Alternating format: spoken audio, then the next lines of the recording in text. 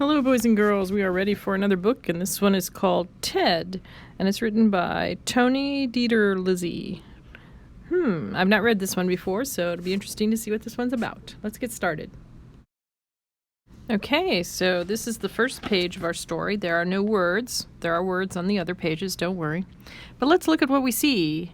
We see a little boy sitting on the couch, a big couch, eating something out of a bowl. I don't know. Does he look happy? Nah, not really. And we have somebody looking in the window, and he looks happy and jolly and big. I wonder what's going to happen. The party. Ted blew into my house one Saturday morning. He didn't even knock. I was eating cereal, and as usual, my father was busy in his study.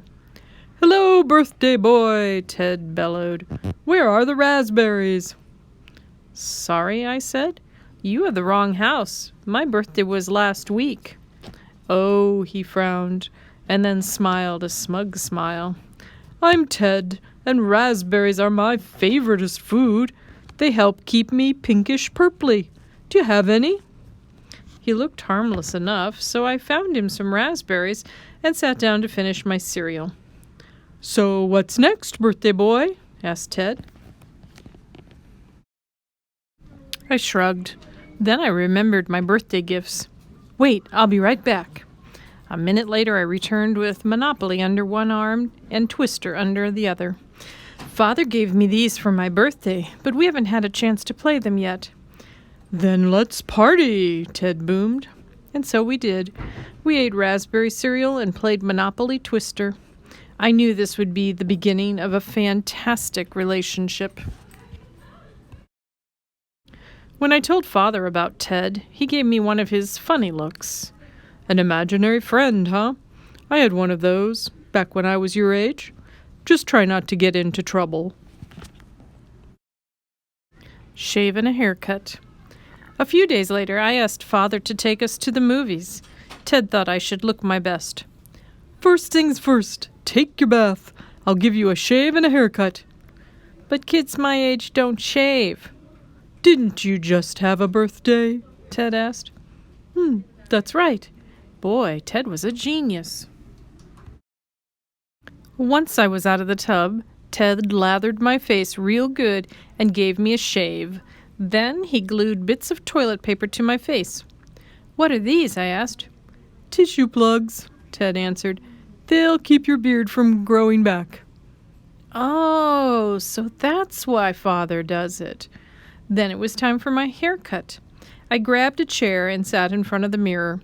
Ted tied a towel around me and, snippy snap, I look like $1,000,000.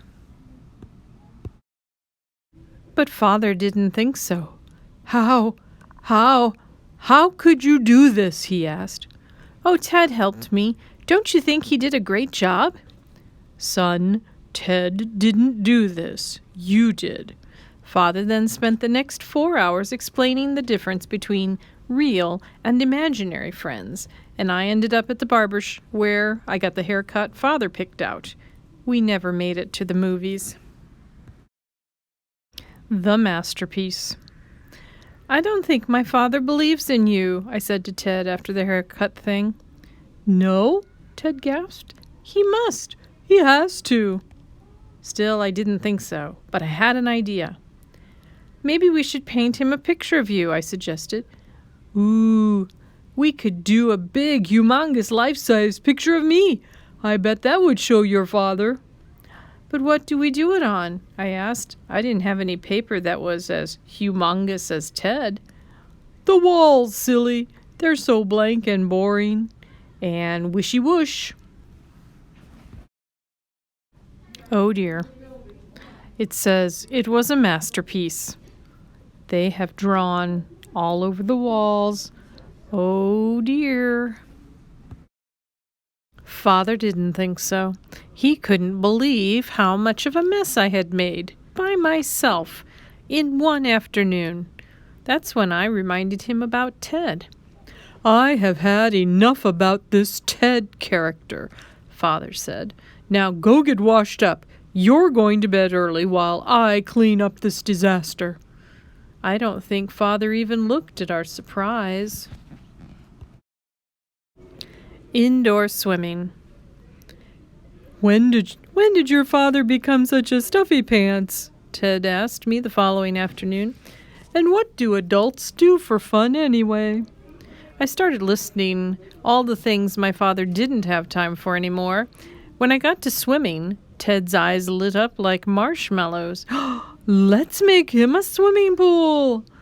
I wasn't sure if a pool was such a good idea, especially after the painting disaster and the haircut thing.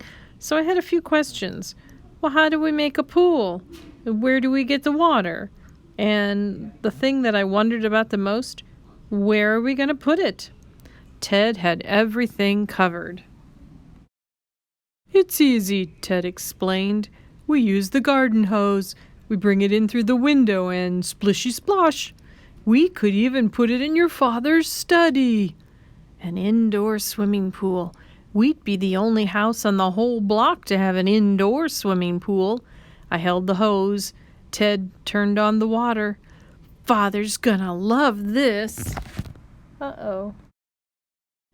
He didn't.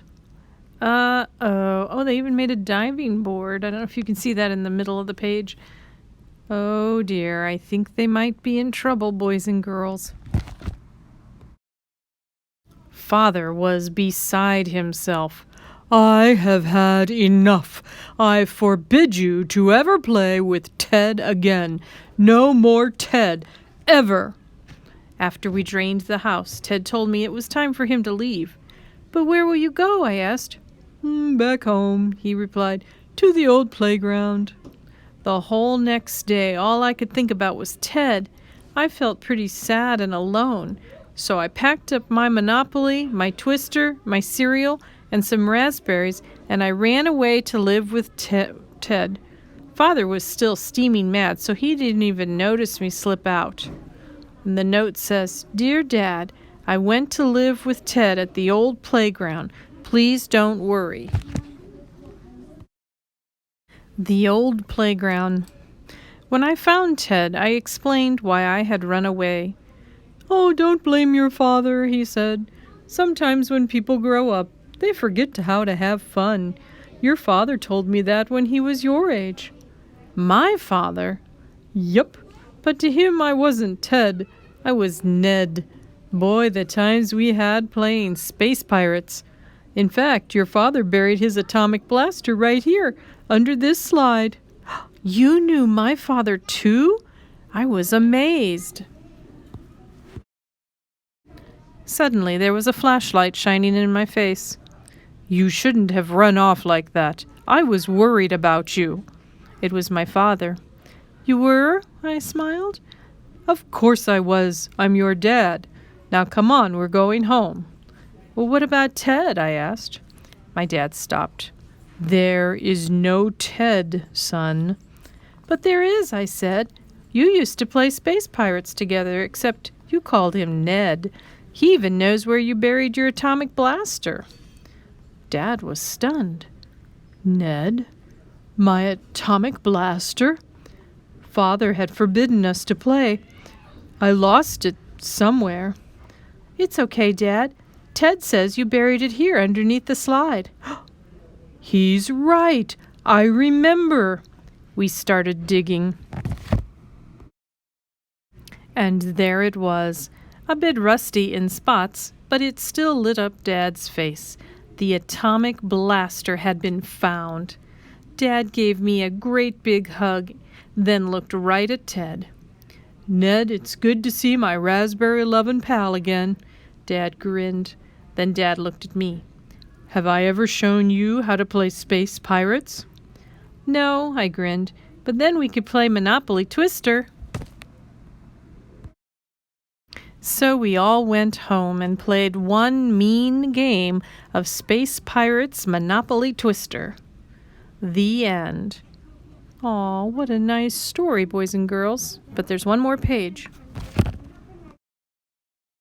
Oh, now it looks like they're having a lot of fun.